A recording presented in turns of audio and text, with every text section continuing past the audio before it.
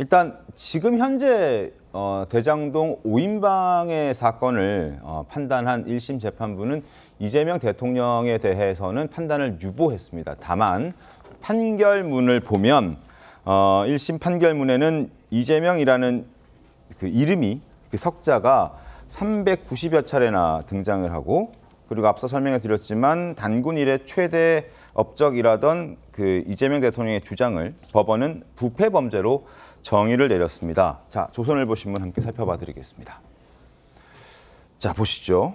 390여 차례나 지금 이재명 대통령의 이름이 이 판결문에는 언급이 됐습니다. 다만 대장동 1심 재판부는 그 연관성, 이재명 대통령과의 연관성에 대해서의 판단은 유보를 했습니다. 자, 어떻게 봐야 될까요? 자, 그리고 한국일보 하나 더 보여드리겠습니다. 한국일보 신문 계속 잡아주십시오. 자, 한국일보도 지금 이렇게 얘기를 했습니다. 수뇌부라는, 성남시 수뇌부라는 표현이 이 판결문에는 포함되어 있습니다. 이 수뇌부라는 표현 때문에 법조계에서는 이재명 대통령에 대한 어떤 연관성에 대한 판단은 이번에 유보했지만 그 연루 여지는 남긴 표현이다라고 법조계에서는 지금 평가를 하고 있습니다. 이재명 대통령에 대한 평가는 유보된 상황이지만 연루 가능성은 언급했다라는 그런 의미다. 이 수뇌부라는 단어 자체가. 그리고 유동규 씨는 뭐 중간 관리자로서 역할을 한정했고 성남시 수뇌부가 모든 것을 결정했다라는 표현이 담겨 있기 때문에 이 부분에 대해서 저희가 지금부터 하나씩 짚어봐 드리겠습니다. 자, 그리고 오늘 조선일보에서는 이 판결문, 앞서 설명드린 그 판결문을 가리키면서 다빈치 코드급 암호라고 표현을 했습니다. 그만큼 복잡하고 굉장히 풀기 어렵다라는 의미를 담아서 그런 해석들까지 조선일보는 언급했던데 왜 그런지 한 번씩 짚어봐 드리죠. 먼저 이 수뇌부라는 표현이 등장합니다. 재판부는 범행의 주요 결정 주체를 성남시 수뇌부로 봤습니다. 유동규 전 본부장은 결국 수뇌부가 아니라 중간 관리자 역할이었다라는 거죠. 피고인이 단독으로 결정할 수 있는 위치에 있지 않았다. 성남시 수뇌부가 주요 결정을 하는 데 있어서 중간 관리자의 역할을 주로 담당했다라는 게 대장동 사건 재판부의 판단입니다. 자, 동상 의설위원님, 수뇌부란 표현 어떻게 보셨습니까? 예, 사실 그 재판이라는 것이 뭐 모든 사안에 대해서 법원이 다 판단을 해야 되는 게 아니고 네. 검찰이 이 사람의 범죄 혐의가 있기 때문에 이 사람에 대해서 범죄 혐의에 대해서 판단을 해달라는 게 재판입니다. 네네. 그렇기 때문에 이번 재판은 이재명 대통령에 대한 재판이 아니고 대장동 5인방에 대한 재판이기 때문에 네.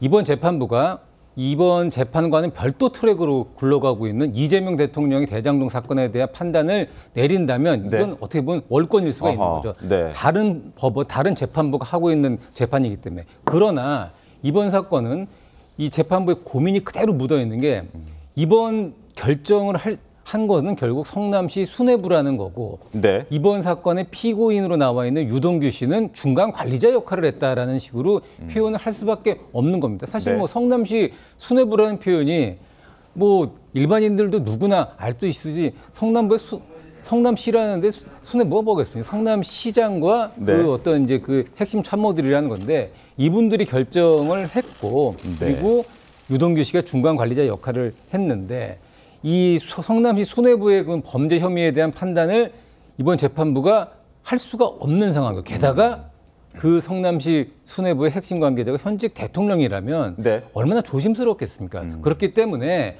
뭐 다빈치 코드급 암호 같은 판결이라고 하지만 재판부가 이런 식으로 가능성은 열어둔 상황에서 네. 최종적인 판단을 할 수 없는 이런 상황에서 어떤 고민의 결과물이 이번 재판 판결문에 드러난 것이 아닌가 생각합니다. 알겠습니다. 신경민 의원님, 그리고 뭐 이런 의견들도 있습니다. 그러니까 그 법조 그 판결문을 보면 거기에는 성남시 수뇌부라는 표현도 등장하고 또 성남시장이라는 표현도 따로 등장을 합니다. 그래서 민주당에서는 이 수뇌부에는 성남시장이었던 이재명 대통령은 포함되어 있지 않다라는 주장도 나오거든요. 어떻게 좀 보십니까? 이 사건은 물론 지금 이재명 당시 시장, 네. 지금의 대통령은 재판이 중단돼 있기 때문에 재판의 대상 범위에는 들어가지 않지만 네. 대장동 사건의 성격 규정은 이 재판부가 부득불해야 됩니다. 이걸 성격 규정을 하지 않고 넘어갈 수는 없고요. 네.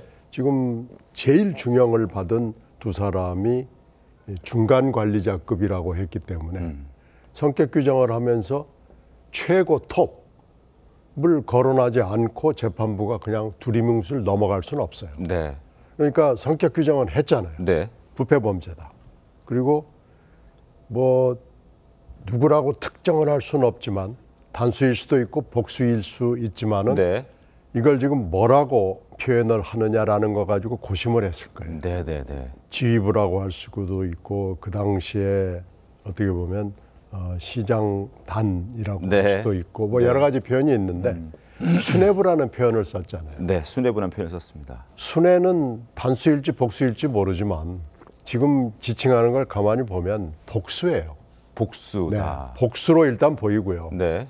지금 이 사건하고 약간 유사한 구조의 재판이 대북송금 재판인데 이화영 부지사까지 올라왔잖아요. 네.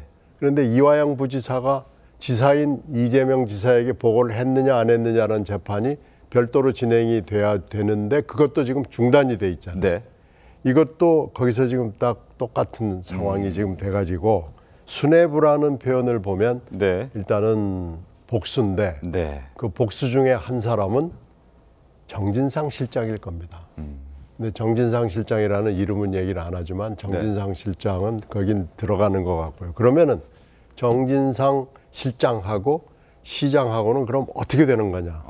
라는 문제에 대해서 아마 재판부는 판단을 하고 싶지가 않을 거예요. 네. 그러니까 지금 수뇌부라는 표현을 쓰고 두리뭉실 넘어가서 이걸 이제 다빈치 코드급이니 어쩌니 그러는데 사실은 다빈치 코드급도 아니고 양자역학도 아닙니다. 네. 이거 재판부가 굉장히 좀 쉽게 얘기를 할 수 없는 상황이기 때문에 약간 단어를 바꿔가지고 얘기를 한 거예요. 알겠습니다. 그렇기 때문에 이게 그렇게 뭐 복잡한 얘기가 아니고 지금 여러 가지 뭐 정치권의 해석은 나오지만 그렇게 복잡한 판결문이 아니고요. 네. 판사는 이 재판부는 굉장히 자기가 할 수 있는 여지 안에서 영역 안에서 굉장히 간단 명료하게 얘기를 한 거라고 봅니다. 알겠습니다.